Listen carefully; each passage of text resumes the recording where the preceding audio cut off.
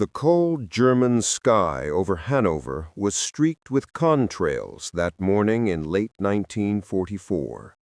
Allied bombers returning from deep raids crossed paths with Luftwaffe fighters scrambling to protect what was left of the Reich.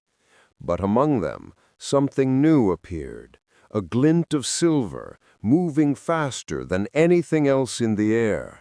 It wasn't a Messerschmitt B-109 or a Focke-Wulf 190. This one left no propeller blur, no engine roar. It was the Messerschmitt Me-262, the world's first operational jet fighter, slicing through the air at over 700 kilometers per hour. Allied pilots had heard rumors of it, but few had ever seen it and lived to tell the story. For the American pilots flying their beloved P-51 Mustangs, the Me-262 represented the future, a weapon that belonged to another era. The Mustang, elegant and fast for its time, suddenly felt primitive.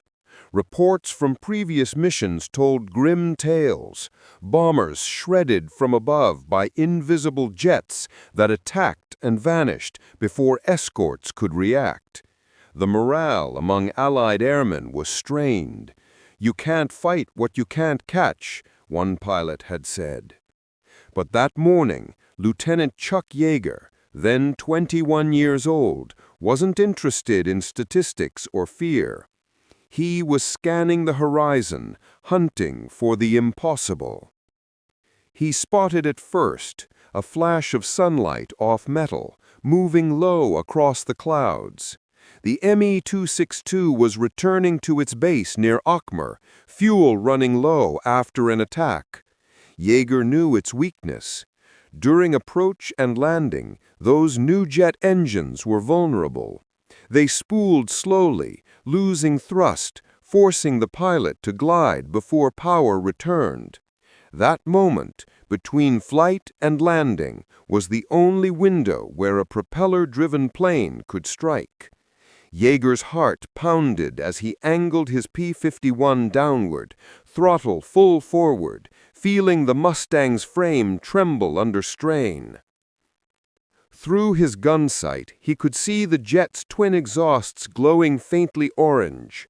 The German pilot had no idea he was being stalked. As the Me-262 lowered its landing gear, Yeager's Mustang closed the distance rapidly. He steadied his aim and opened fire. 6 Browning .50 caliber machine guns spitting tracer rounds that arced through the cold air like burning comets. Sparks exploded against the jet's fuselage. Flames erupted from the engine nacelles. In seconds, the pride of the Luftwaffe was a tumbling ball of fire. The Me-262 hit the ground near its own airfield, disintegrating in a thunderous impact that sent smoke rising into the gray sky. For a few moments, Yeager said nothing. The radio was silent. The Mustang leveled out above the wreckage, smoke trailing upward like a black scar across the snow.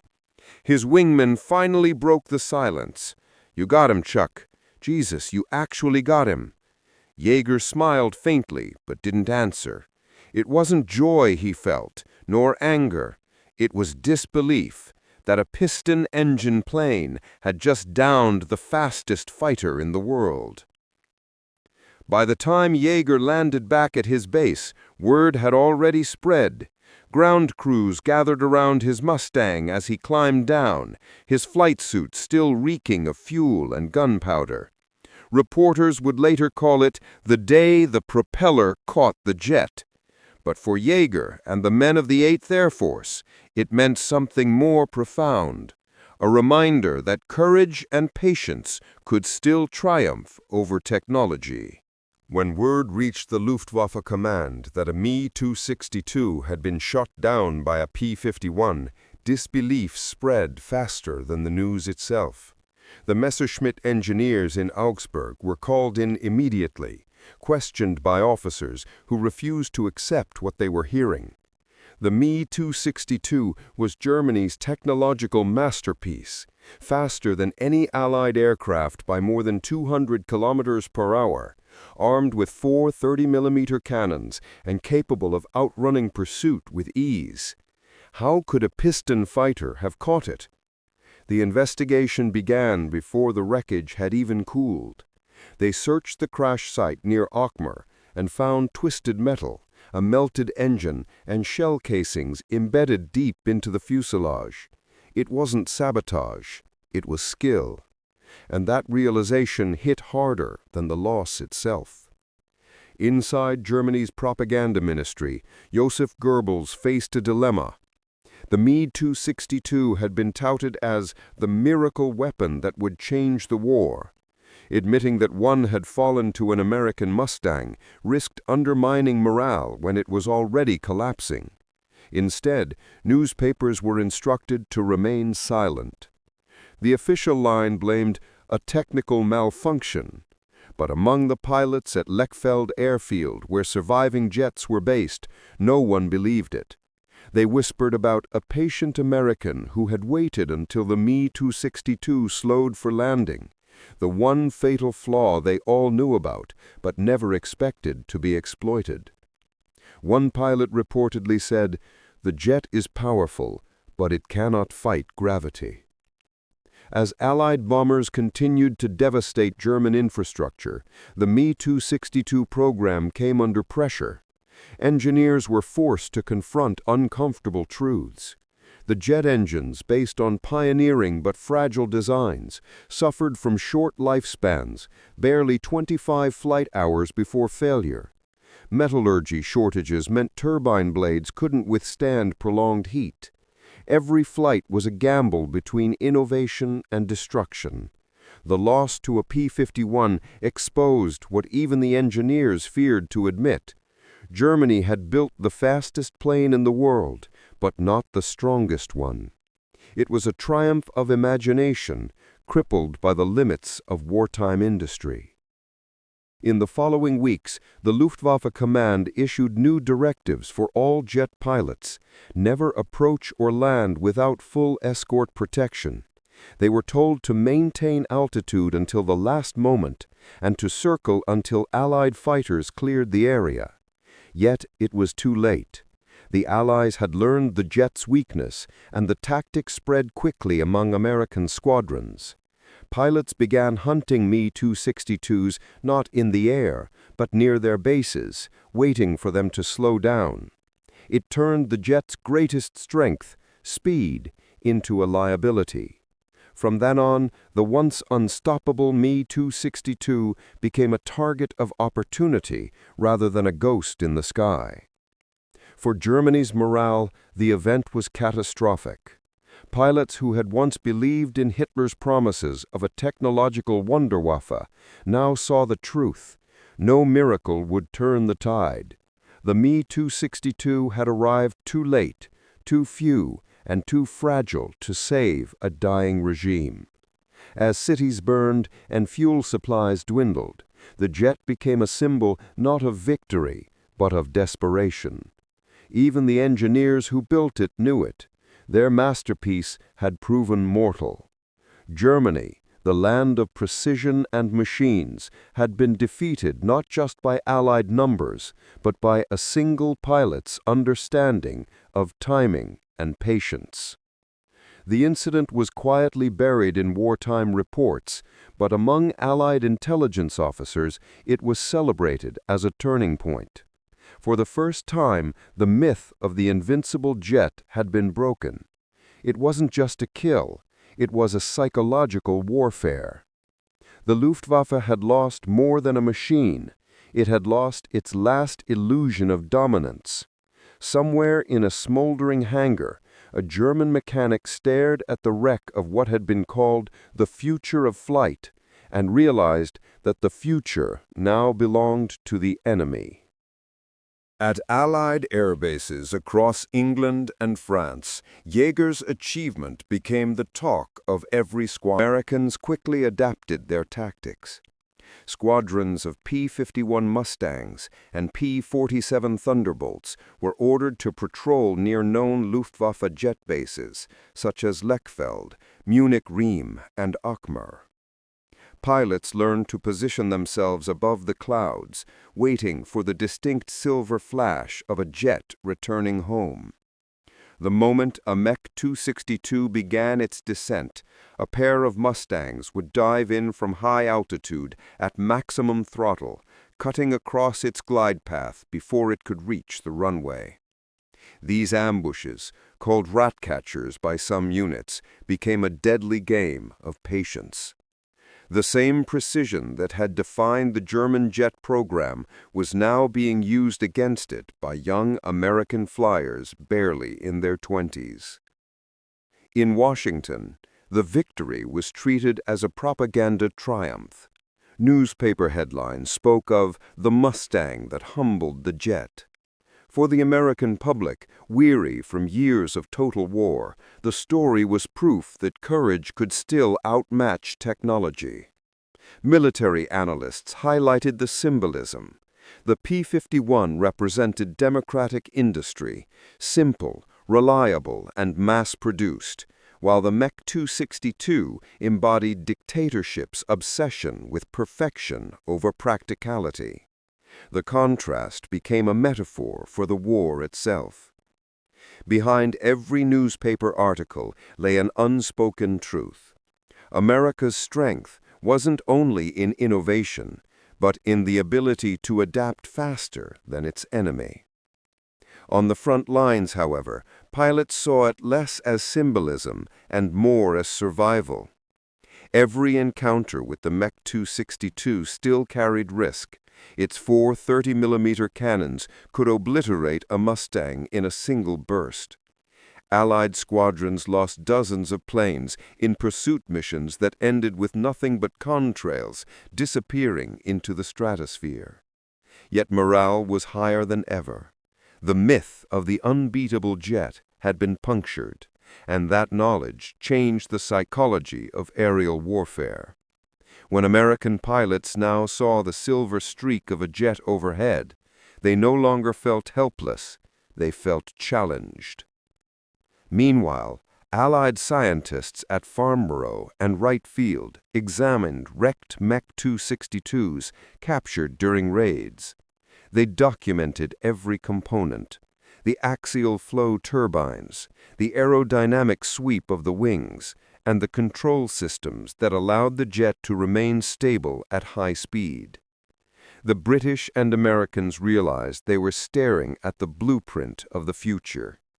Engineers began sketching improvements: better alloys, new compressor designs, fuel injectors that wouldn't melt.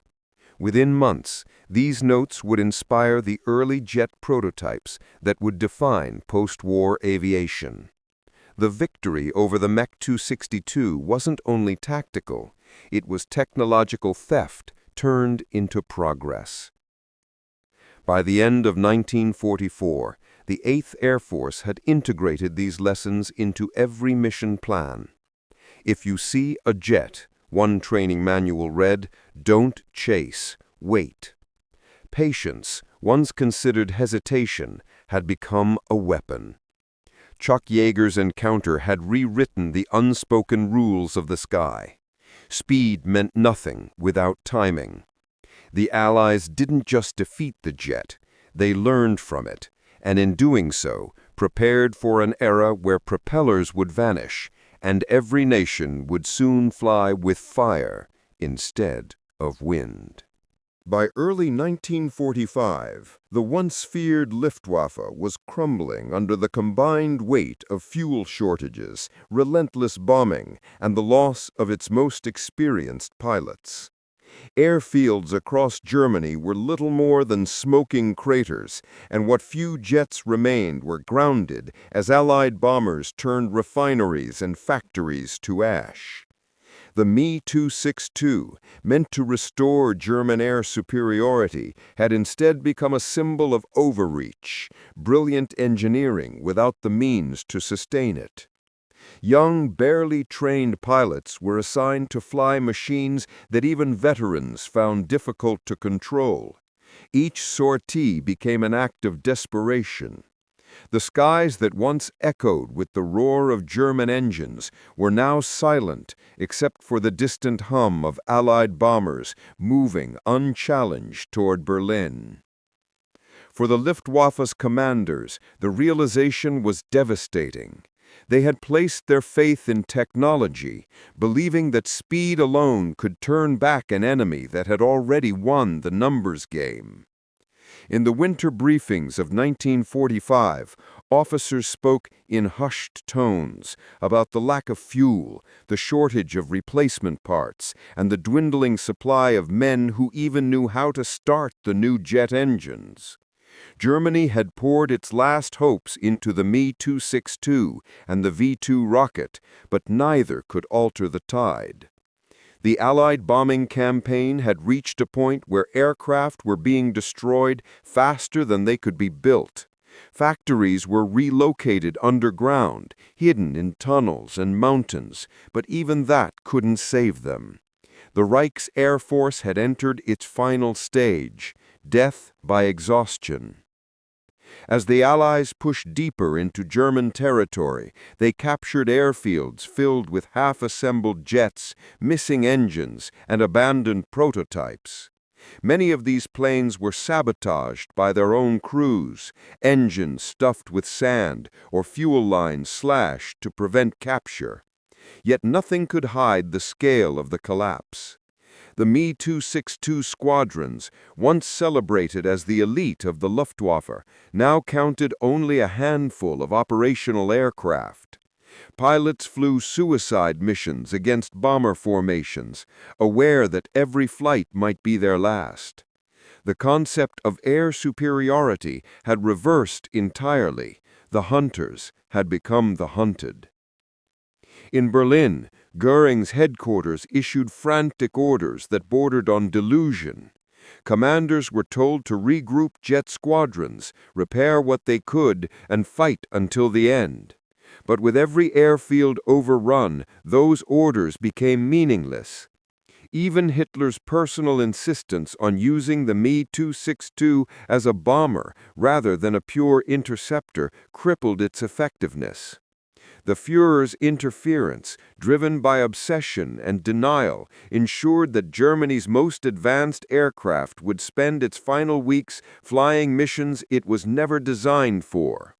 The pilots knew it, and many cursed his name under their breath as they prepared for takeoff from shattered runways surrounded by ruins.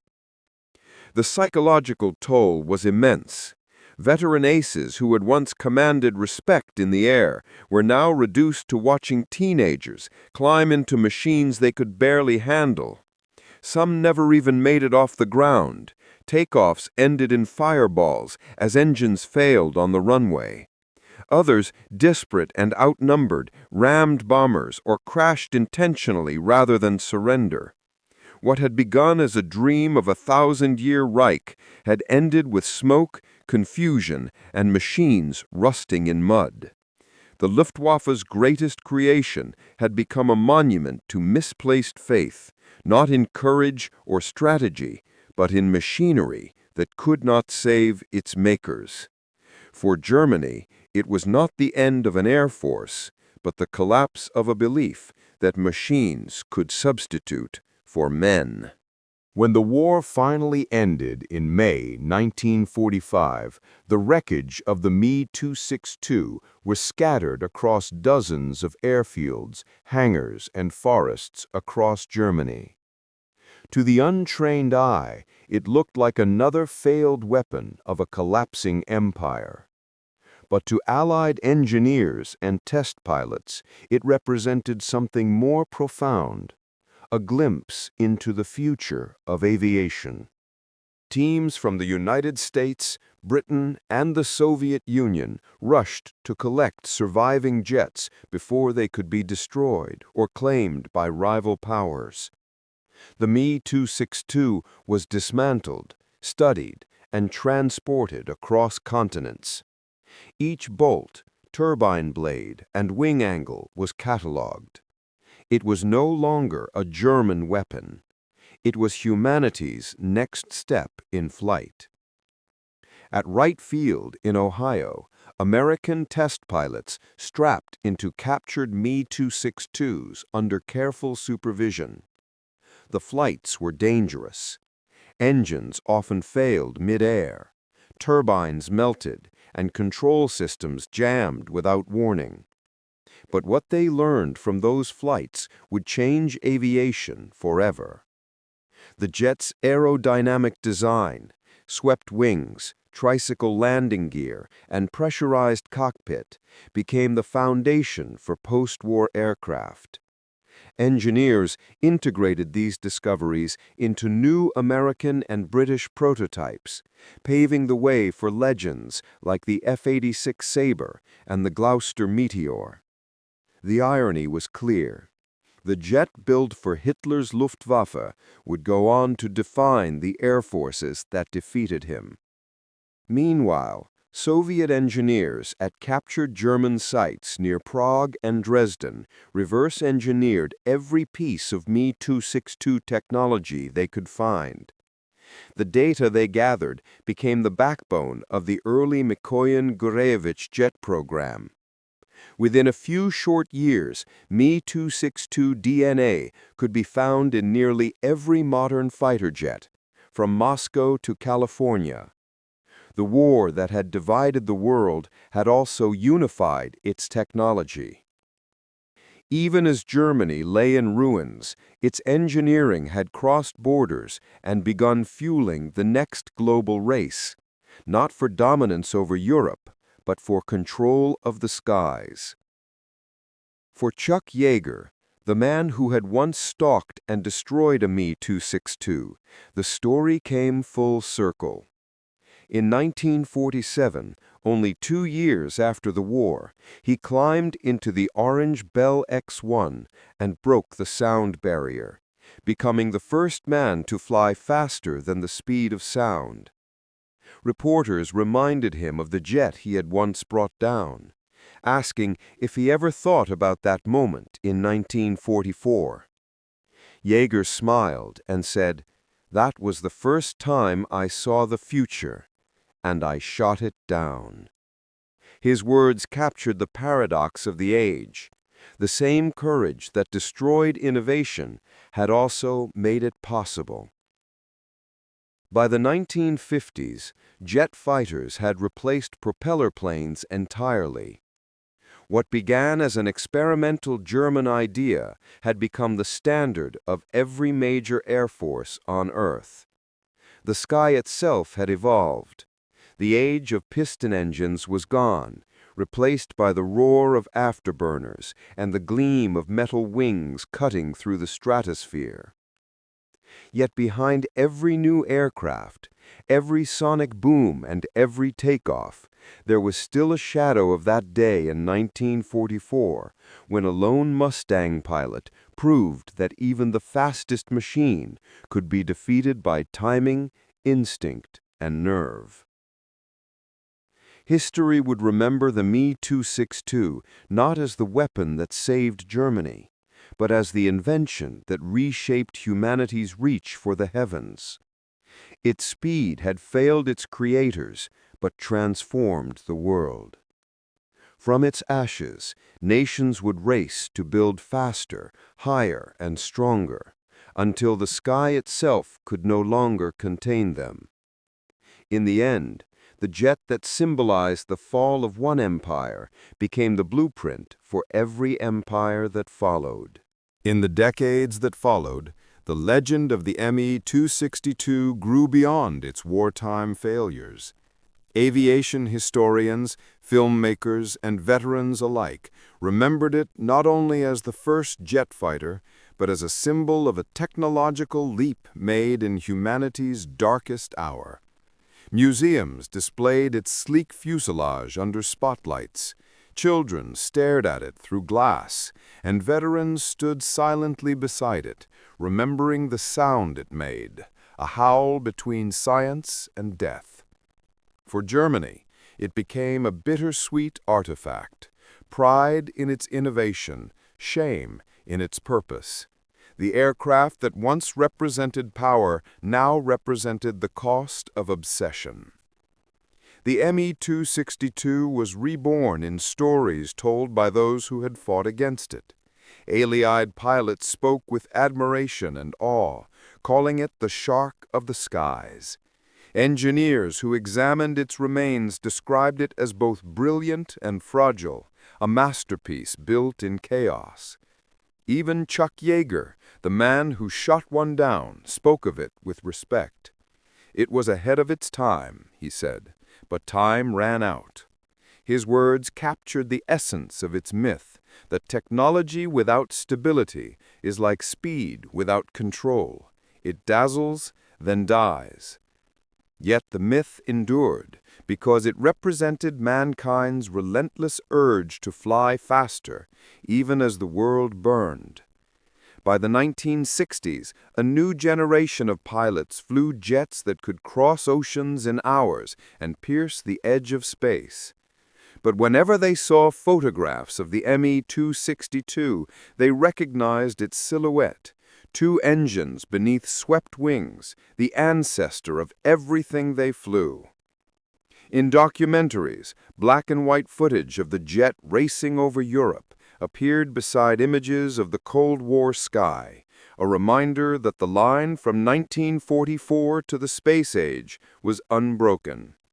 The Me-262 had lost its war, but won its immortality. Its design lived on in every supersonic aircraft that followed. In Germany, reconstruction replaced ruin, and airfields once filled with wrecks became modern airports. The name Messerschmitt returned to civilian production, building cars and light planes instead of weapons. Yet in every hangar that housed an Me-262 relic, visitors felt a chill, an echo of the moment when technology and terror had fused. Pilots who survived the jet program spoke in interviews with haunted pride, remembering how they had flown the future while serving a dying empire. "We built wings for the devil," one said softly, "and learned how to touch the stars." Across the Atlantic, American Air Museums showcased the same aircraft as trophies of victory and milestones of progress. Veterans who had faced the jets visited quietly, placing hands on cold metal. They knew that the real triumph wasn't destruction, but understanding, that from fear had come knowledge, from combat had come creation. Children stood beneath the wings of replicas, their reflections shimmering on polished aluminum, unaware that the machine above them had once symbolized humanity's race against itself. The Me-262 had transcended its side in the war. It now belonged to history. Today, nearly a century after it first flew, the Me-262 remains both a warning and an inspiration. It reminds us that progress born of desperation carries a double edge. The jet's roar has faded, but its legacy hums inside every engine that climbs toward the heavens. What began as a weapon of war became a monument to speed, courage, and the fragile brilliance of human ambition. And somewhere in the echoes of that long-ago sky, a lone P-51 Mustang still dives through the clouds, chasing the impossible, and proving that even in the storm of history, the future is always within reach.